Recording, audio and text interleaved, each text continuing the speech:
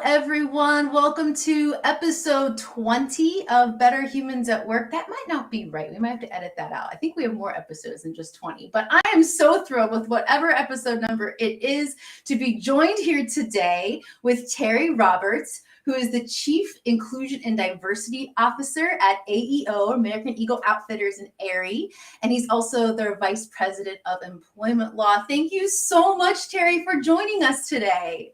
Thank you. You're one of my favorite people, Victoria. You know this, so I literally can't say no to you. So So great. And we do have fun whenever Certrice comes into town and we meet up and we chat. We have the real talk about doing diversity, equity, and inclusion work. So I'm glad to bring some of our conversations to the masses today. no, Certrice is good people. You're good people. And so whenever I get a chance to talk to people who, walk the walk, live it, understand how difficult this is, then, I'm all in. Thank you, Terry. Thank you. And you gave us another phenomenal plug when you have a great article out with Vanguard right now because of your law background, and that's huge in and of itself. And then the fact that you called out Mattingly Solutions and the work that we've done with y'all, super It's great. all love. It's all love, Victoria. I mean, if you can't big up and plug, the people who are authentic and doing things for the right reasons, like what are you here for? So, anytime I get a chance to say all the good stuff you're doing, I do it every time. Even when you're not here, even when you're not listening, I'm out here talking. That's a true sponsor. That's a true ally right there. That's a true ally. But okay, enough about me. So grateful for you times a million. Everyone wants to hear about you. Everyone tuning in right now wants to hear about Terry Roberts and what inclusion and diversity looks like at American Eagle. And so how long have you been doing this work? Like, what's been your journey with doing inclusion and diversity? Yeah, so my journey, I don't know if it's the normal journey, but that's how I roll. I think there's beauty in not doing the things that everyone else is doing or following your own path. As you mentioned, I am an attorney, probably by trade. The way you say that, an attorney. I'm an attorney. I love being an attorney. It's freaking awesome. I can take the jokes. And being in employment law, it actually gave me a great perspective on a lot of things that certainly involve inclusion, diversity, equity. Actually, at AEO, we are now calling it IDEA, inclusion, diversity, equity, and access. Nice. Because we just want to make sure that we are letting everyone know, like, this is important to us, but also trying to give a roadmap for people to be intentional about how they look at all the decisions they make, what they do.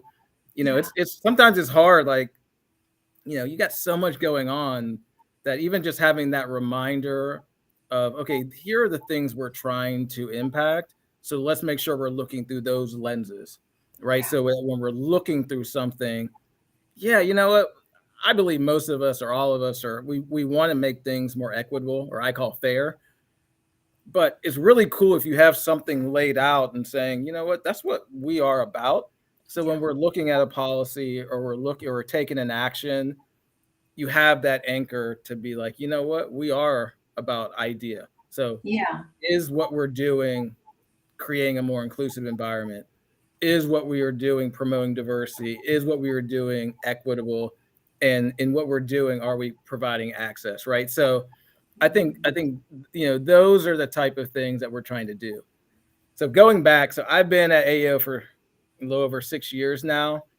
I would say really got going in 2018 when I got into this, what I call the idea space, in that it wasn't my quote job. But I truly believe that if you think you can make an impact, if you think that you've done the work, you've created the connections, you've gotten the credibility, that who are you not to go in and try to make something happen? And so, I sort of got into it in that way and saying, hey, I know there are people at AEO that are passionate about IDEA. We as a company have continued to evolve and become more inclusive and more diverse. And I think you see that when you go to our stores, when you see our ads, when you see what we're about. And so it was more about saying, you know what, let's do this. Let's do it from the ground up. It ain't gonna be perfect. It's not always gonna be easy. And that sort of mission has evolved till 2022, where we have become much more, I think, structured and Yeah. grounded and and permanent. And I think that's exciting. That is super exciting. And so you started as one person and now you have a whole team and you all have the affinity groups and the employee Yeah. resource groups and all the different pieces. So what does IDEA look like at its present state and like where do you see it going? I'm so curious about the rebrand too, because it was IND and even Yeah. when I did some work there, it was pre-pandemic when I worked with the Women in Tech group and Yes. I did that EQ, emotional intelligence, and it was IND. And even the Mike, who's not there anymore, was explaining like, okay, it's IND because of this. So how is that even just that rebrand of IND to IDEA? Yeah. So, a lot of people called it D&I or DEI. There's so many There's so many. incredible sort of There's so acronyms and many. names. It's cool. But, you know, we've always been pretty real. It's like we were coming from a spot where we weren't going to come out there and say we're the gold standard. We were coming from a point and saying, like, let's create some type of foundation. So first it was, let's try to create as much as we can a more inclusive environment, right? Because if we can do that, then there's a better chance that we might be able to create a place where people can sort of come from diverse backgrounds. Yeah. They can not only come, but hopefully they can see themselves and succeed. Yeah. And so part of it was, don't just put out an acronym if you're not there. And I'm not saying we're there, like everybody is a work in progress. But part of it is like, let's build the foundation. Let's keep it real. This is what we're trying to do. And then with the rebrand, it's more about, okay, we're not what we were. We have Yeah. evolved. Yeah. Like, and it's not only identifying the fact that we are and we have been looking at equity and access as well. But so it's not just reflecting what we have started and been doing, but it's also sort of to the point I was making.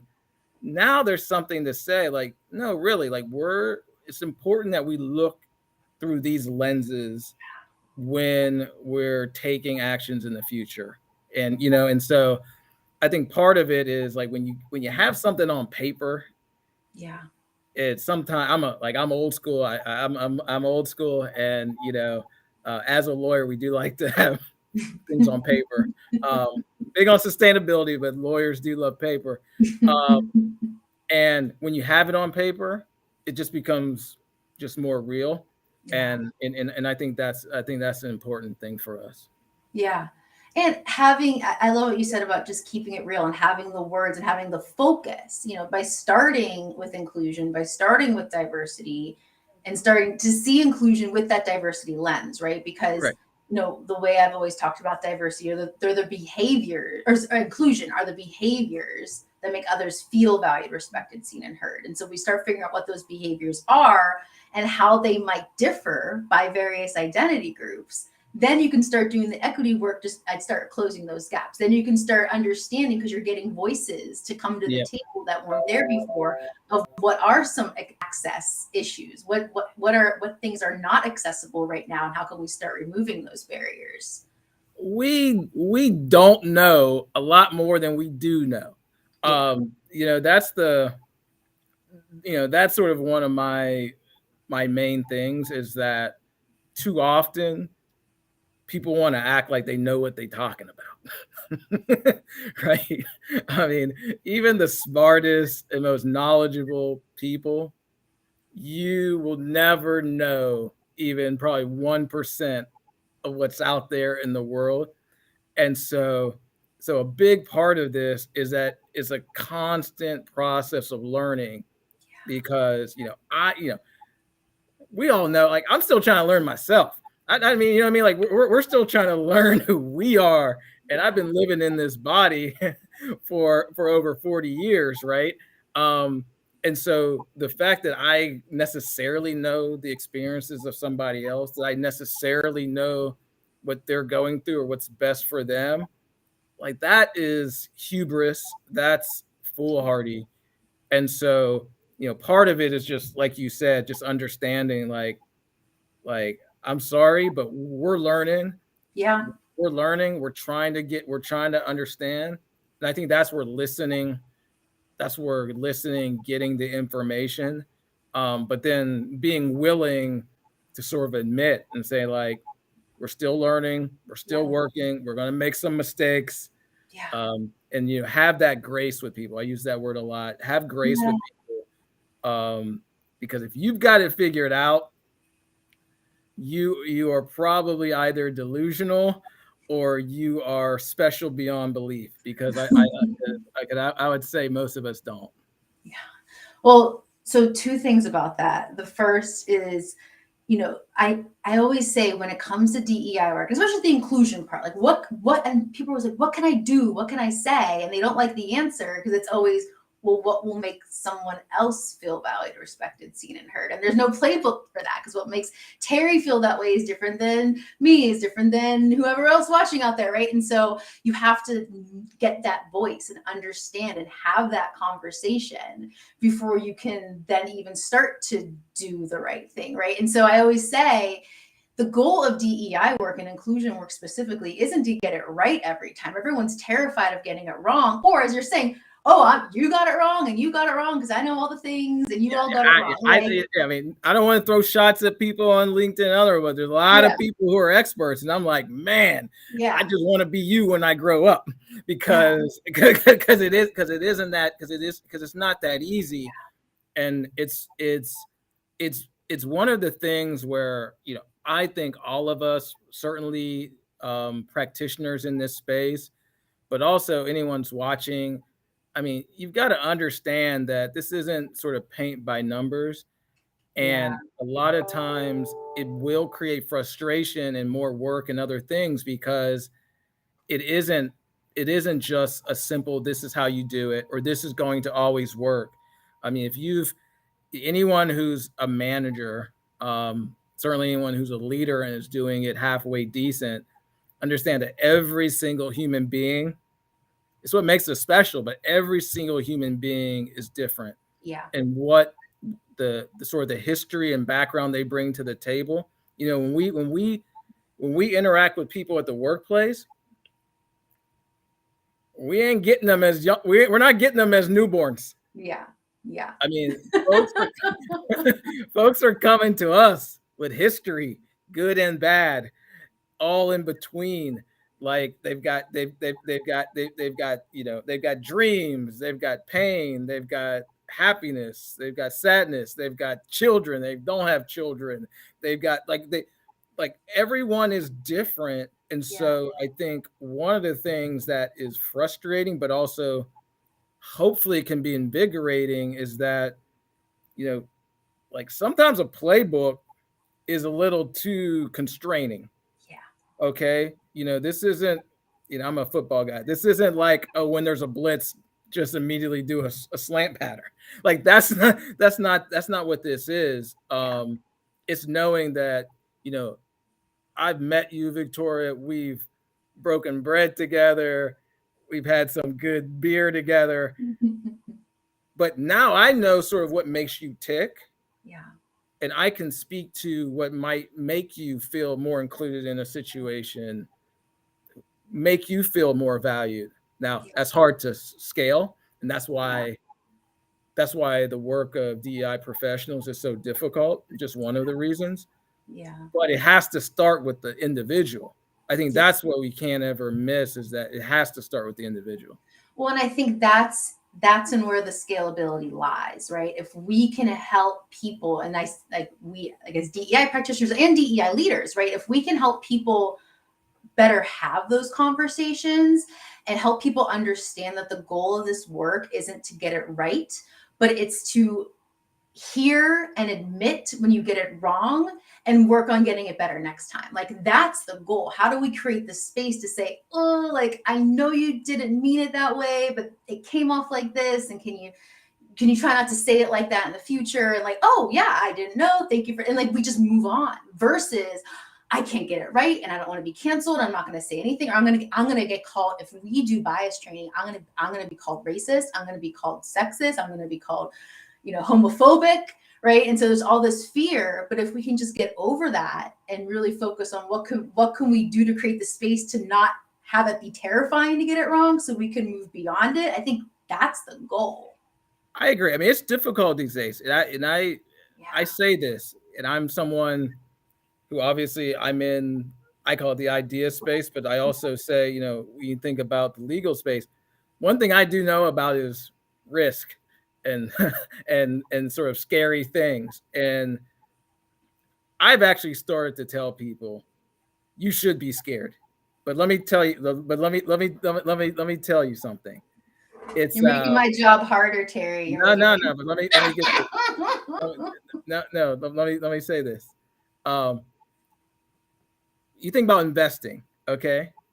And this is actually something we're going to be focusing on this year, is about financial literacy and other things, because I actually think that's an important tool from an equity standpoint and access.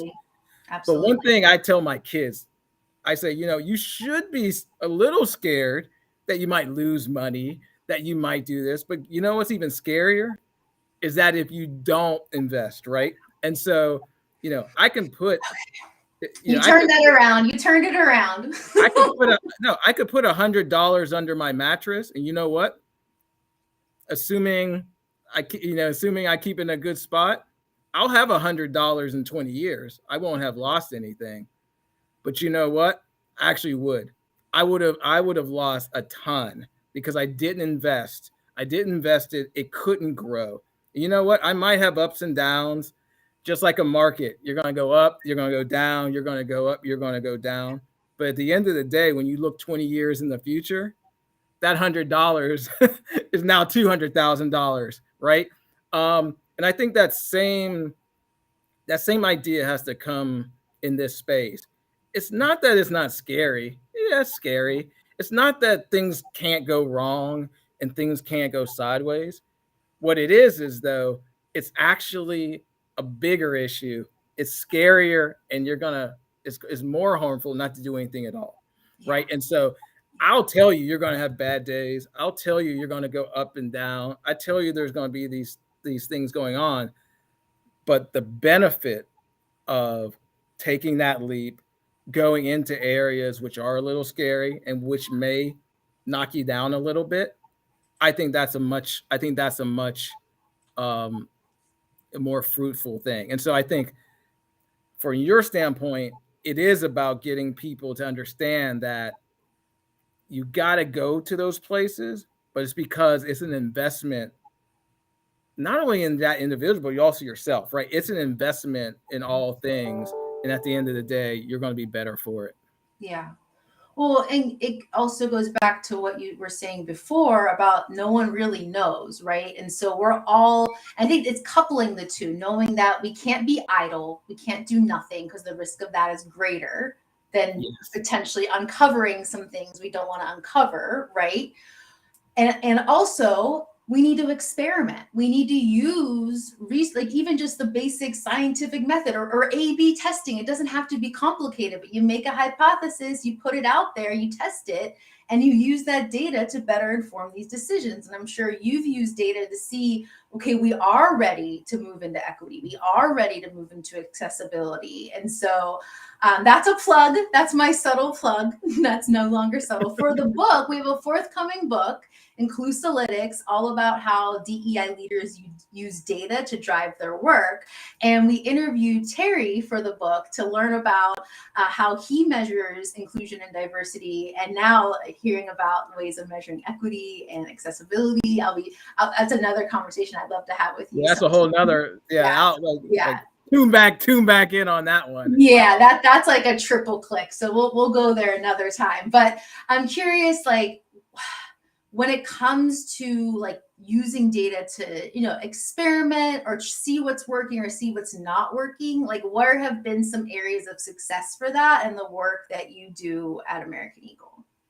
Well, I mean, this isn't groundbreaking. I mean, a lot of people like this, like I'm not going to give folks sort of something that's just going to blow their mind. But I think one of the cool things about data, if you don't sort of just become beholden to sort of just saying like data is the entire story, is that it does help you along with the process of saying, here are some things that we're thinking might work. Yeah. Okay. And this is what we think work means to us. Yeah. Right. Because success might mean different things to different people in different ways. But if you as an organization can start to figure out, okay, what does success look like? And then say, okay, how can we measure what our success will look like? I think that's where the data can, at least to your point, if you talk about the scientific method, start to inform whether or not what you think was going to happen is actually happening. Or is what you thought was happening not happening, right? Maybe it's better than you thought. Maybe it's worse than you thought. I think that allows you the information to maybe not just completely change what you're doing, because sometimes things take time to show themselves, but at least gives you that awareness to say, either this is something we want to wait a little longer to see if this plays out, or danger, Will Robinson. we might need to change a few things because what we thought was going to happen isn't happening, or things are going in a different direction. And so I think that's where, it isn't data for data's sake. Yeah. Right. But what it is ideally the data can help to either support or counter your hypothesis in terms of, here's what we hope would happen, here's what we're trying to do, is it working or is it not? Right. It's not like, I tell you, it's not a gotcha. It's not a, hey, we're the greatest people ever, or oh my God, we're the worst people ever. It's more like, hey, you know what, we're trying to do this, we're putting in place certain things, is it working or is it not working? And if it's not, all right, maybe we need to go back to the lab and figure out, is there an alternative approach? Yeah. And I love this so much because it really is just like a great example of using science to improve the human experience at work, to level up your idea strategy, to get more of those outcomes. And a few things I wanted to call out. First, you said that it's nothing mind-blowing. I think that's good. Like, I think that when we hear data, we hear data scientists and statistics, we want all the fancy stuff. I did my dissertation research in 2017. I still can't get it published 5 years later because even though I showed it's possible to train male executives to be allies for women in leadership, it's a great practical finding. It's not fancy enough. It's comparing treatment and post like mean differences. And so I can't get it published, right? And so like, it doesn't have to be fancy if you, as you said, if you're answering the question, is it working? Are we using the right strategy? If not, how do we iterate? How do we improve upon it? Like, that's really what matters. And it doesn't have to be some super complicated thing as long as you're answering your questions and actioning on it as you go. Right. Look, I mean, one key thing is to never do anything with the purpose is making you seem smart or seem the smartest person in the room or right. Yeah. Right. Like what's the goal? Yeah. Like what's the goal? And this might seem contradictory, but I don't think it is. I think things are incredible. Like the world is incredibly difficult. The world is incredibly complicated. But what we should all be trying to do is figure out, okay, what are ways in which we can make things, I wouldn't say, you might want to say simple, but make things in a way that people can understand Yes. and Yes. then translate that into action. Yeah. Okay. Now, that's the secret sauce, is that, behind the scenes, it's hard. Behind the scenes, it's hard. It's difficult. It's frustrating. It's mind blowing. But guess what? What you're trying to put out to the world is, okay, all that ingredients, all the paprika and the pepper and the salt, everything you put in there. But when you put that meal in front of me, it's something that I can look at. I know what it is. I can absorb it. I can digest it, Yeah. and we can keep it moving. You know what I mean? And I think that's a key point, that if you read a post or if you watch a video and you don't know what in the world these people are saying, if you're, and this is, like, that's a problem. And, this is something I've learned in my, in both my careers, is that, and particularly I would say my legal career that's helped, is that, okay, I'm here to help people get through issues or problems or solve things. I'm not here so you think I'm a great legal scholar. Yeah. Like, people don't come to us because they want to know that, you're an incredible scholar or an amazing. No, they're coming to you because they want you to provide some value to them in working through very difficult problems. Yeah. And so I think if you get yourself out of that and you say, okay, at the end of the day, what can I do? How can I explain or put this in a way that might make a positive impact on someone's life and what they're Yes. doing? And, like, Yes. okay, I got to wake up tomorrow and I got to go to work and I got to deal with these folks and I got to try to make some more money. I got to provide for my kids.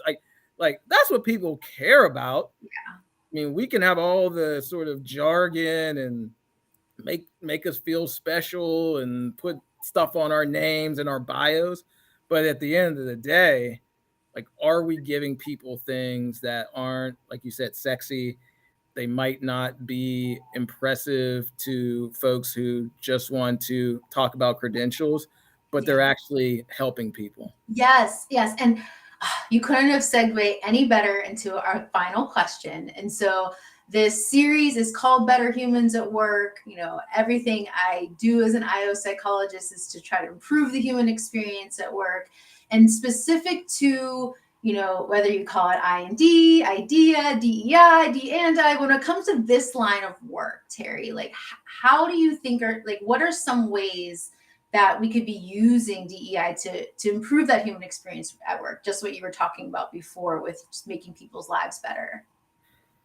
Look, one of the reasons, I'm going to plug you a lot. One of the reasons I really enjoy my time with you, Victoria, is because every time I talk to you, I feel like you're a real human being. I feel like I'm not talking to a someone who has an agenda. I'm not talking to someone who's trying to make me believe something. Yeah. Okay? If you're in this space, and particularly if you're working for an organization or a large organization, let me tell you right now, there's a lot of people who might not agree with what you're saying. Yeah. Okay? What it is to understand that, people, that's what people are. But DEI, I&D, idea is more about sort of embracing the fact that yes, we actually are all different. We actually all sort of are coming from somewhere, something else. Yeah. But where I think we can make a real impact is if we can understand that IND DEI idea is a way to potentially get people embracing the fact that they're different, embracing the fact that they don't all think the same way, embracing the fact that they don't know the answers to nothing, in a way that ultimately can drive your organization, Yeah. right? So that I constantly question myself. I don't like, so yeah, I believe in some things, but I'm always like, you know what? Am I right? Should I actually be believing that? I'm sure there's another way to look at this, right? That's how organizations stay innovative. Yeah. That's how you drive value and Yeah. make sure you're around.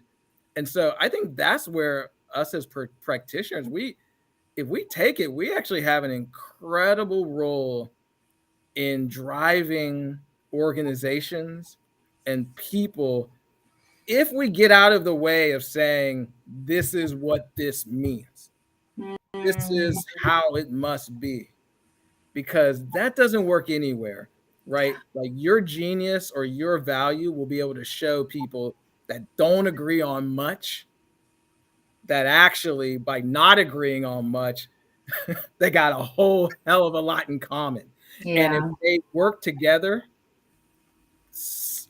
I love, so New Orleans is one of my favorite cities because they got the greatest food in the world. I am a Pittsburgher, but I love New Orleans. You put that gumbo together, right? Some stuff that you wouldn't think all works, but when you put it all in the pot, it's amazing how good it will taste in the end. So, that's sort of I know it's sort of high level, but Yeah. it's something to think about. It's like search out people that you don't agree with. Like I know it's hard for people. We did a real talk roundtable. I was the first person. I said, you might not like it, but you know what Terry Roberts does on his free time? He watches YouTubes of people that he disagrees with. He goes and he reads books of folks that he's like, that doesn't make sense. Yeah. Okay. That's how you start to yourself become more inclusive, more accessible, right? And then because there's always something good that can come from anything. And when you mix some of that with what you already know is something that's worthwhile, that's where you get that secret sauce. Yeah. Yeah. And once we move to a place where this is something I'm actively wanting, and that is like where my mindset is always at. Like, of course, we want to get to a place of representation. Of course, we want to get to that secret sauce. But I think there's still a long way to go to convince people that it's not some trade-off. It's not some one or the other. It's actually the secret, not so secret. We're telling people right It's now. not. It's not. It's the not so secret sauce. And like I know it's difficult, but I'm like that was just. I would just try it. Like Yeah. literally go on YouTube and find some stuff that you're like, I can't believe I'm watching this. You might only get 2 nuggets in an hour-long podcast, but that's 2 more nuggets than you had, and that's going to be another way for you to connect Yeah. and for you to refine and hopefully come to even better solution with what you're doing. Well, the world, there's so much gray in the world. And where we're at right now is I'm black or I'm white, or I'm this side or I'm that side, and you're either with me or against me. And the more we can understand other sides, other perspectives, the more we can understand the reality of situations. So Yes, and I know we're running out of time. But I'll just say this because this is the problem when you get a talker on is that is that you can't be afraid to be wrong. Okay. And you know what I mean? And that's not just you telling somebody they can't, that's telling yourself, yeah. right? Or you can't be afraid to hear something that you didn't either know or whatever, and so I think that's a huge part of the gray is that it's not that you are going to change your mind, but you should be not afraid to pressure test your Yeah. ideas, your beliefs, and what you're doing. Because if there were something, you should never be afraid to hear from the other side, because your ideas will stand up. Yeah. And it's okay if they don't, because that's how progress works, is when you start to say, that's a good point.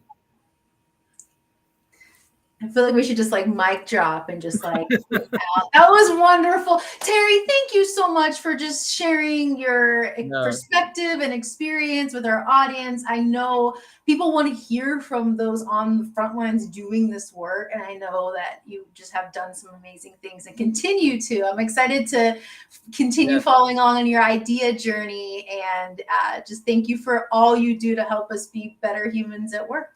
No, thank you. Thanks for having me. Of course.